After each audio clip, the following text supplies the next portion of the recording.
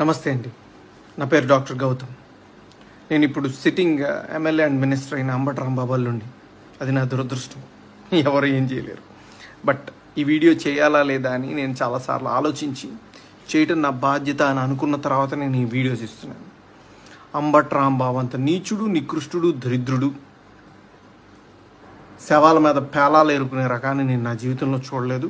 రోజు పొద్దున్నే దండం పెట్టుకునేటప్పుడు ఇంతటి నీచుడిని ఇంకొకసారి నా లైఫ్లో ఇంట్రడ్యూస్ చేయకు స్వామి అని ఎప్పుడు కోరుకుంటూ దండం పెట్టుకుంటుంటా. అంత భయంకరమైన వ్యక్తి. ఎందుకు ఇప్పుడు చెప్తున్నానంటే తన పోటీ చేయబోయే పోస్ట్ అలాంటిది.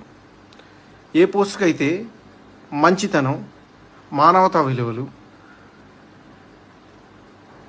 కనీసం బాధ్యత ఉండాలో వీటిల్లో అందరికీ 100% అందరికీ అన్నీ ఉండక్కర్లేదు. 0.001% కూడా లేని వ్యక్తి అంబటి రాంబాబు.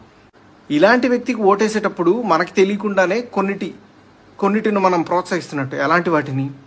ఎవరైతే నిస్సిగ్గుగా ఎంత పెద్ద గొంతేసుకొని ఎంత పెద్ద అబద్ధాన్ని అరిచినా సరే దాన్ని నిజం చేయొచ్చు అన్న కాన్ఫిడెన్స్తో బతుకుతారో సమాజంలో, అలాంటి వాళ్ళకి ఓటేస్తున్నట్టు.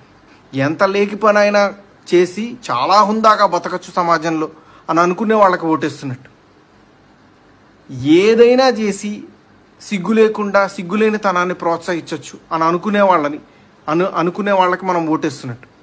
ఇలాంటి వాళ్ళకి ఓటేస్తే ఇవే సమాజం యొక్క తలరాతలాగా మారి రేపు సమాజం కూడా ఇలానే తయారవుతుంది.